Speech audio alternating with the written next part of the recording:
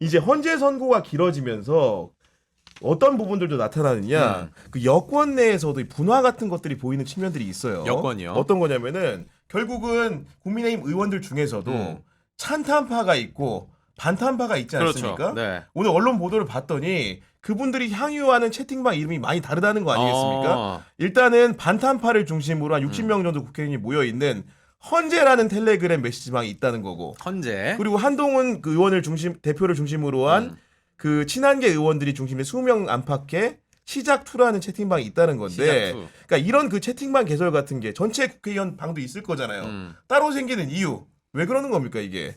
우리끼리 해야 될 얘기가 있는데 우리랑 생각이 다른 사람이 여기에 방에 들어와 있으면 마음 놓고도 할 수 없고 또 이제 정보가 새 나갈 수 있다.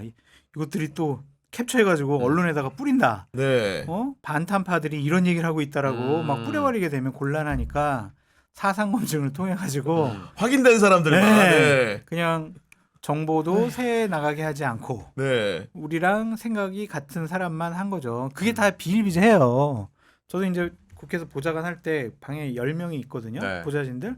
그러면 제가 들어가 있는 방이 하나가 있고 보좌관을 뺀 비서관들 이하 모임방이 따로 있고 또 장성철 욕하기 방. 예, 여성 보좌진들 방이 또 따로 따로 모임 방이 있고 있고. 방에서도 네. 많아. 어. 그래서 국영의 정치 비상구도 네. 팀이 한 팀이 있잖아요. 네. 다 있는 방이 있고 구기자님 구기자님 빼고 빠진 있는 방이 방이 하나. 구기자 왜 저래? 쟤. 뭐 거기가 더 활발하다고 하더라고요. 몇 명 안 되는데. 그런 거예요. 그냥 그러니까, 네. 있으면은 불편하니까 이런 방들이 있는 거죠. 아니 그러니까 이 방에 또 이제 전사들이 좀 웃긴 게. 네. 그 쉽게 얘기해서 헌재라는 텔레그램 대화방 같은 경우에 지금 61명이라고 하는데 그 직전에는 한남초방이라는 게 있었다는 거예요. 한남초방이요? 그러니까 뭐냐면은 윤석열 그 대통령을 상대로 한 공소의 체포 시도가 있지 않습니까? 네. 당시에 앞선에서 막으려고 했던 한남초등학교, 쉽게 얘기해서 대통령 관저 근처에 갔던 분들이 만든 방 이름이 한남초고, 여기에는 46명의 의원이 참여했었는데 네. 지금 보니까 그보다 15명 늘어난 그렇죠. 61명의 의원들이 세를 더 불려서 헌재라는 방이 있다는 겁니다. 지금. 아니 네. 근데 이분들은 헌재 인용되면 어떡하려고 이렇게 행동하고 있는 거예요? 그럼 뭐 방폭파 되겠죠, 제가. 방폭파 볼 때. 되나요? 네. 인용돼도 이 사람들은 우리는 당권을 잡을 수 있어. 당의 네. 주도권은 우리한테 있어. 네. 그렇게 생각하니까 그걸 보고 가는 거잖아요. 활발하게 활동하는 거죠. 근데 그런 생각이 들어요. 이제 권영세 비대위원장이나 권성동 의원은 이 탄핵 관련해서 크게 입장이 없잖아요. 그죠? 헌재 관련해서도 입장이 없는데, 그렇다면은 뭐 개별적으로 이렇게 해도 되는데 방을 만들어서 세력화시키고 이런 거에 대해서는 당에서 네. 한번 그 경고를 줘야 돼요. 이런 활동은 자제하라. 네. 뭐 그렇게 하는 게 맞아요. 근데 소장님 뭐 그 이것까지는 뭐 그냥 자기들끼리 탄- 알아서 방 만드는 탄핵이 인용되더라도 국힘이 윤석열 영향에서 벗어나기 어려울 것이다라는 얘기가 많이 나오잖아요. 실제로? 절대로 못 벗어납니다. 절대로 절대로 못 벗나요? 오히려 더 정도예요? 장악될 거다라는 생각이 들어요. 그러면 왜냐하면 진짜 관저 정치는 그때부터네요. 그러면. 사저 정치가 되겠죠. 아, 사저 그래서 정치. 아, 예를 감옥 들면- 정치지. 어?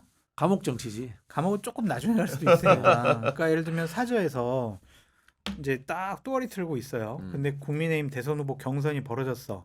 근데 국민의힘 당원들이나 국민의힘 지지층은 윤석열 대통령을 지키자라고 하는 사람들이 비율이 더 높잖아요. 네. 네. 그 사람들이 대선 후보 경선 때 투표를 한다고. 어. 그 사람들이 지지를 받아야 대선 후보가 될 수 있잖아요. 그럼 제일 먼저 어떻게 하겠어요? 대통령님, 저 좀 인사 한번 드리러 가겠습니다. 국민의힘 대선 후보 경선에 저 출마하려고 합니다. 인사드릴게요. 김문수는 만나죠. 홍준표도 만나죠. 네. 누구도 안 만나주고. 한동훈 저도 한번 오지 마 너는. 문 걸어 잠고. 대통령이 안철수입니다. 아이 놈 너도 오지 마. 안 뻥. 돼.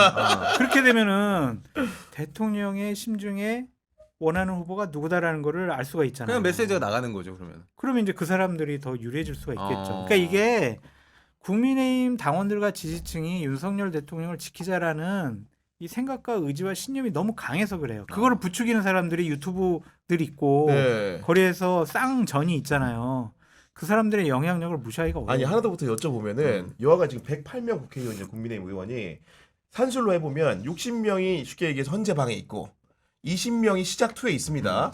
뺄셈을 해보면 28명, 30명 가까이가 어떻게 보면 회색지대에 있는 분들이에요. 그러니까 이런 분들이 나중에 헌재에서 파면 결정이 내려지고 네. 대선까지 지게 되면 혹시 분당의 동력으로 작동할 수 있습니까? 없습니까? 분당은 안 해요. 안 해요? 분당 못해요. 네. 나가서 나갈 살아. 힘이 없어. 네. 그래요? 네. 왜냐하면 국민의 인지도와 지지도가 높은 대선 주자가 없고 네. 또한 지역적인 기반이 있어야 당을 만들 수가 있는데 그 두 개가 없어요. 그래서 지금 국민의힘의 세력 분포는요. 비교원과 똑같아요.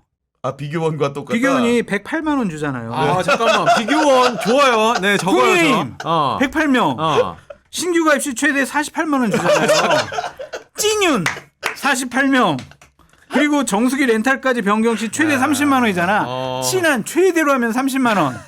그다음에 통신사 변경에도 추가 30만 원. 네. 30명 그래도 그 중도. 그레이드 돼 있네. 네. 이렇게 해가지고 비교원이 정말 대단하게 야. 이 숫자들을 야. 배치했다. 국민의힘 상황을 정확하게 지금 그렇구나. 광복의 샛별이야. 광복의 야 이쯤에서 샛별. 비교원 저런 쇼츠 하나 와야 찰진 되는데 비교를 지금 어떻게 하지? 방송 안 보고 계신가요? 아 혹시? 진짜 저 네. 비교원 광고할 때마다 그 생각이 드는 아 거예요. 진짜로. 어떻게 이렇게 정확하게 비율이 맞춰? 딱 당원들 나가니까. 분포는 어느 정도 돼요? 이른바 아스팔트 당원들이 한 40% 정도 돼요? 저희가 정확히 알 수는 없지만 그냥 각종 여론조사를 보면 한 60% 정도 되지 않을까. 60%가 네. 아스팔트에 동의하는 당원들이다. 왜냐하면은 이야.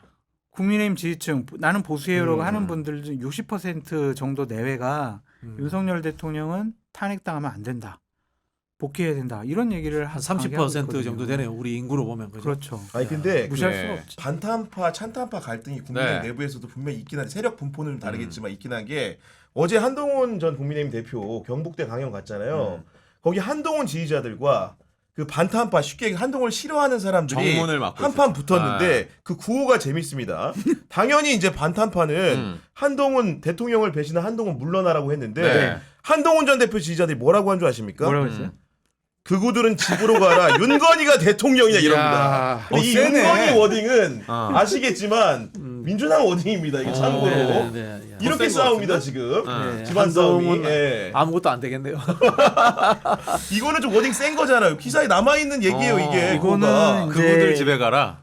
윤석열 대통령이나 대통령실이나 윤석열 대통령 좋아하는 당원들에게는 선을 넘은 거지. 아 선을 넘은 거예요? 이 단어 자체가 이제 선을 넘은 윤건인데 윤건이. 예. 선을 넘은 거예요. 그럼 지지자들끼리도 우리 이제 같이 갈 수 없네요. 같이 갈 수가 없고 어.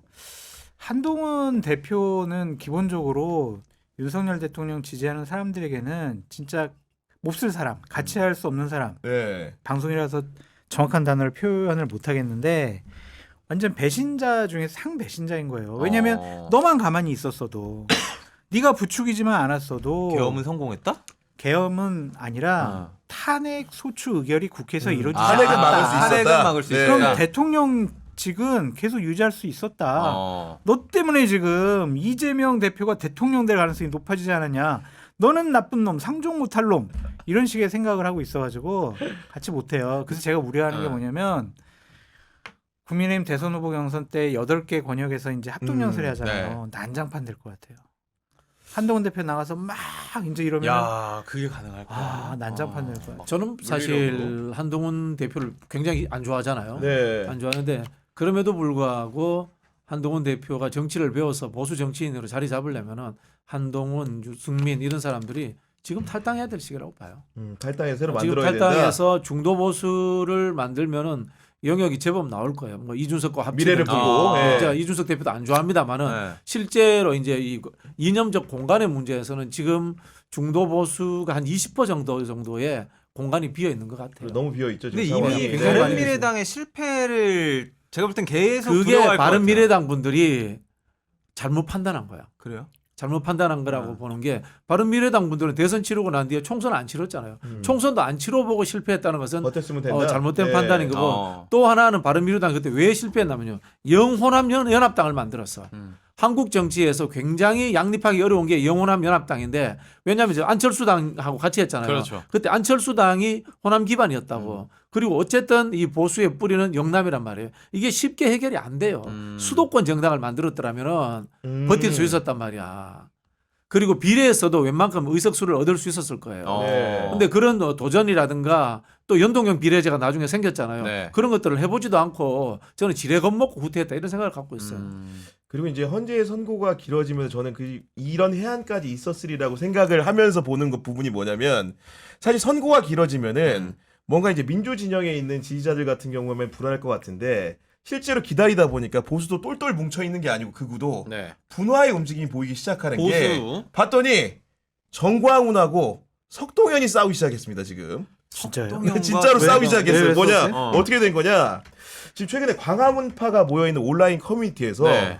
석동현이 프락치다 왜 프락치지? 이런 글이 올라오고 있는데 어. 그러면서 대통령 근처에도 못 가게 해야 한다 이런 얘기가 나오는 게 네. 석동현 변호사가 국민변호인단이라는 거를 새로 만들었어요. 음.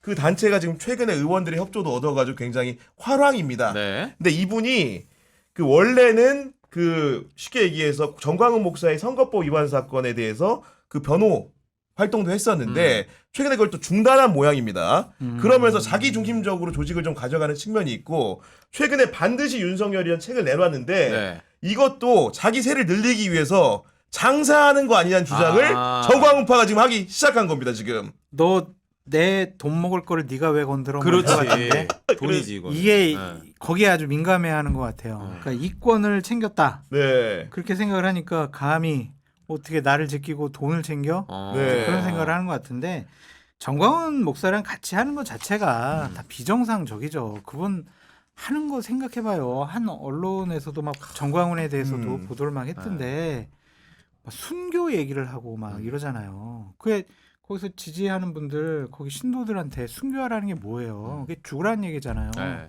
그게 말이 돼요? 그게 목사가 할 얘기예요? 네. 이런 비정상적인 사람하고는 네. 끊어야 돼요. 근데 이거. 결국은 이렇게 전광훈하고 소년부가 또 갈라서 있는 상황이고 네. 소년부에 또 전한길이라는 사람이 태워져 있고 그리고 정광훈 안에서도 이런 그 분화가 일어나고 있다.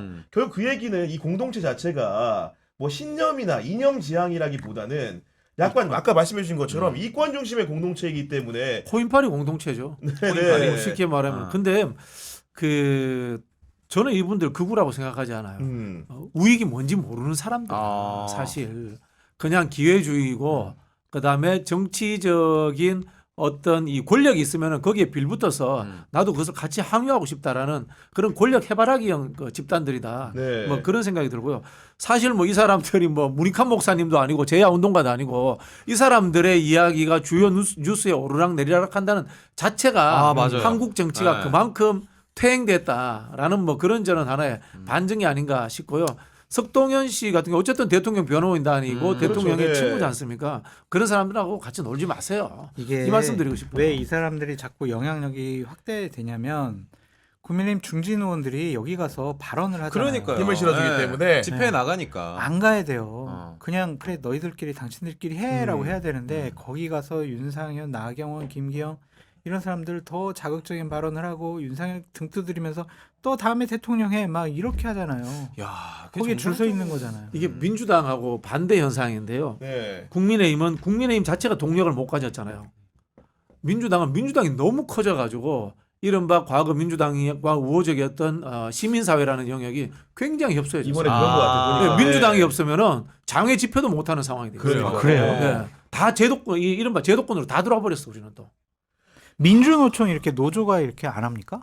아니 나 지난주에 민주노총하고 우리는 좀 결이 다르죠. 그리고 그 민주노총은 어쨌든 간에 자기들만의 기본 동력을 노조원이 있으니까 가지고 있더라고. 근데 이분들은 아직도 20년 전, 30년 전 이른바 이제 전투적 조합주의 네. 그런 느낌을 갖고 있어서 우리가 가까이 하기 좀 부담이 되는 측면이 있을 정도로 아니 저 이해가 안 되는 게 좀 박근혜 탄핵 전국에는 촛불혁명 때는 노조분들이 많이 참여해서 시민사회, 주도를 했잖아요. 노동단체. 네. 조직화를 많이 그들은 해서 조직과 예. 자금이 뒷받침되니까. 근데 이번에 나가 보니까 노조분들도 막 이렇게 많이 나오긴 네. 나오는데 있었는데 과거보다 훨씬 작은. 주도는 이제 정치권에서 하더라고요. 아, 그러니까, 네. 그래서 이게 좀 달라졌다. 그래가지고 거리에 더 많은 분들이 나오질 않는구나. 그래서 노조가 다른 생각 갖고 있나? 막 그런 생각도 들더라고요. 그렇지는 않아요. 제가 대학생 할 때만 해도 원장님, 그러니까 진보라 하면 음. 거리, 광장, 투쟁. 민주당은 진보가 아니었지 네. 그때는. 근데 지금은 보수가 거리를 장악하는 느낌이 좀 왜 바뀐 거예요? 그러면은?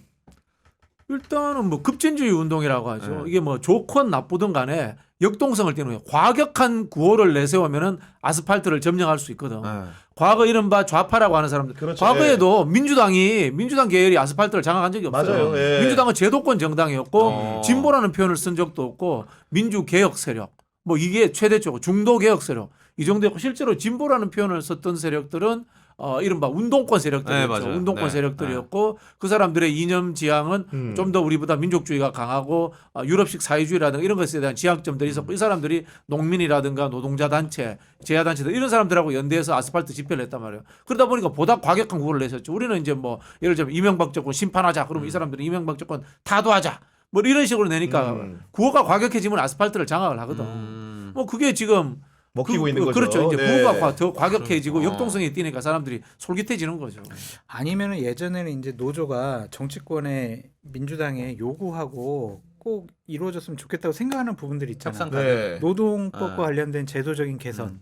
근데 그게 어느 정도 이루어졌기 때문에 노조가 독자적으로 자신들의 발언권과 영향력을 행사하려고 하는 것이지 이거를 민주당과 연대 가지고 하는 것은 네. 우리의 또 기득권을 주도권을 뺏길 수 있다. 아. 그렇게 생각해서 좀 결별 현상이 나타나는 거 셈법이다. 아니냐. 문재인 정부 때 민노총이 그 경산호위 탈퇴했잖아요. 맞아요. 예.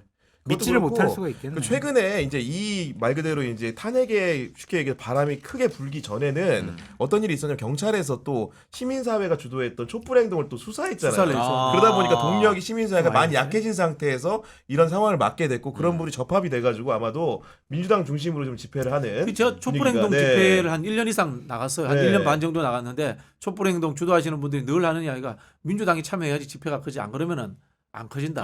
많이 이런 나가는구나. 이야기. 예를 들자면은 촛불행동 집회와 민주당 집회를 따로 하잖아요. 네. 민주당 네. 집회가 촛불행동 집회 한 10배 가까이 돼버려요. 근데 하여튼 생각보다 저는 되게 참여율이 저조해가지고 놀랐어요. 지난주 화요일 날 그 집회 나갔었는데 현장에, 예. 현장에 나가서 봤는데 일반 국민 시민들이 그렇게 많이 보이지 않으셔가지고 정당 활동하시는 분들 중심으로 네. 거기서 뭐 단식하고 계시고 철야 농성하시고 그러는 것만 봐가지고 좀 왜 박근혜 때랑 왜 다를까? 이것도 네. 사회 현상적으로 한번 연구를 해봐야 그러니까 될 그런 부분인 토론 것 같아. 한번 뭐 해주시면 그런 좋을 것 부분들도 있고 저도 이제 그 집회 주도하시는 분들한테 그런 이야기를 농담 비슷하게 했어요. 양희연 선생이 무대 위에 올라와서 아침 미스를 불러야지 탄핵되는 거다. 그 이야기 뭐냐면은 너무 앞서가지 말라는 거야.